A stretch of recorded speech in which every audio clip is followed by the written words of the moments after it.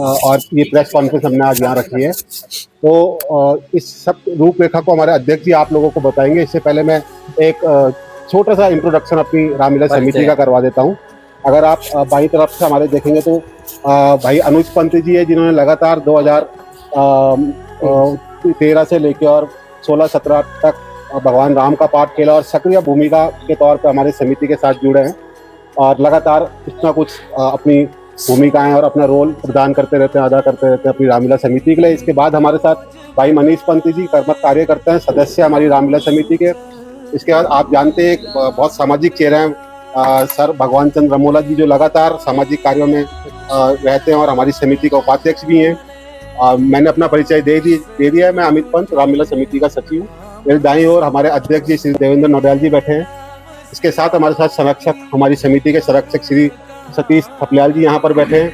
हमारी रामलीला को जो पूरी तरीके से निर्देशित करते हैं शुरू से लेकर आखिरी तक, किस तरीके से खेला जाएगा, किस तरीके से इसमें सीन्स को प्रस्तुत किया जाएगा, भाई अनुराग पंत जी मेरे दाईं ओर बैठे हैं। और हमारे कोषाध्यक्ष समिति के भाई सुनील बदानी जी हमारे साथ बैठे हैं। अगर मैं यहाँ आ जाऊँ तो भाई मोन्टू भाई हमारे सह सचिव हमारी रामलीला समिति के, मनोज शाह। और इसके बाद हमारे साथ यहाँ पे सतीश थपलियाल जी है, हमारी समिति के सदस्य और कर्मठ कार्यकर्ता सबोली जी। इसके साथ हमारे यहाँ पे नंदू वाल्मीकि जी भाई हमारे बहुत कर्मठ सदस्य हमारे। और यहाँ से अगर मैं आ जाऊँ तो शिवम गिरी जी जो लक्ष्मण का पाठ हमारी रामलीला में खेलते हैं लगातार। और इसके बाद अंकित पांडे जी जो हमारे क्रिएटिव डायरेक्टर और समिति के सदस्य भी है। तो मैं आप चाहूँगा, मैं मंच भाई देवेंद्र नौडियाल जी के हाथ पे दूंगा और चाहूँगा कि आप पूरी कार्यक्रम की रूपरेखा पत्रकारों के सामने प्रस्तुत करें। धन्यवाद। इस समय हम कुछ और तकनीकें भी इसमें जोड़ना चाह रहे हैं ताकि जो एक नया लुक जो है, जो नए बच्चे हैं और नए तरीके का जो दर्शक होता है उनको भी थोड़ा सा आकर्षण रहे।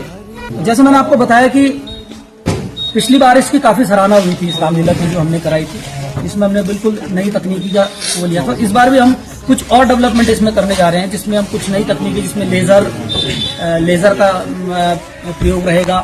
आपको स्टेज का जो मैनेजमेंट दिखेगा वो भी कुछ और अपग्रेड दिखेगा पिछले साल के मुकाबले। और हमारी कोशिश है कि हर साल कुछ नई तकनीक को इसमें जोड़ते रहें, जिससे कि रामलीला का आकर्षण भी बना रहे और एक नए लुक में रामलीला रहे। साथ ही हमारा ये प्रयास भी रहता है कि जो रामलीला का जो मूल जो अस्तित्व है, जो मूल इसकी जो चौपाइयाँ हैं, जो भी चीज़ें, हम उसमें छेड़ाखानी नहीं करते हैं। हम चाहते हैं कि वो पुरातन जो हमारा पहले से चला आ रहा है उसी हिसाब से वह चीज़ें चलें, ताकि उस मूल स्वरूप में उसके चेंज ना हो। केवल तकनीकी के सहारे से हम उसको जो थोड़ा सा अपग्रेड करने की कोशिश करते हैं, जिससे उसके प्रति नए बच्चों का भी और सभी लोगों का आकर्षण बना रहे।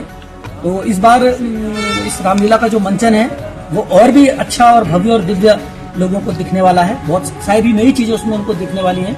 और उसमें हमने जो समिति ने जो निर्णय लिया है कि आगामी 20 मई से 30 मई तक इस रामलीला का आयोजन करेंगे। अपना जो रामलीला मंच है हमारा बड़ा स्टेडियम में, वहीं पे जैसे कि हमारी पहले से हमारी प्रथा चली आ रही है कि जब हम रामलीला करते हैं उससे एक माह पूर्व हम लोग हनुमान जी की ध्वजा को स्थापित करते हैं अपने मंच पे, ताकि वह हनुमान जी जो है उस कार्य को आगे बढ़ाने में जो हनुमान जी की कृपा और उनका आशीर्वाद बना रहे, जो हमारे शाश्वत देव है, शाश्वत भगवान है। तो उसके अंतर्गत हम लोग 19 अप्रैल को वो हनुमान ध्वजा की स्थापना का कार्यक्रम करेंगे। और उसके बाद साथ साथ फिर हमारे जो रिहर्सल शुरू हो जाती है, हनुमान ध्वज स्थापना के बाद से हम लोग की आगे की रिहर्सल वगैरह शुरू हो जाती है। तो 19 को जो ध्वज की स्थापना है वो एक भव्य झांकी के साथ हम लोग करेंगे, जैसे हमने पिछली बार भी किया था। और यही हनुमान चौक से वो झांकी चलेगी। पिछली बार इसकी काफ़ी सराहना हुई थी, इस रामलीला की जो हमने कराई थी, इसमें हमने बिल्कुल नई तकनीकी का वो लिया था। इस बार भी हम कुछ नई तकनीकी, जिसमें लेज़र का प्रयोग रहेगा। आपको स्टेज का जो मैनेजमेंट दिखेगा वो भी कुछ और अपग्रेड दिखेगा पिछले साल के मुकाबले।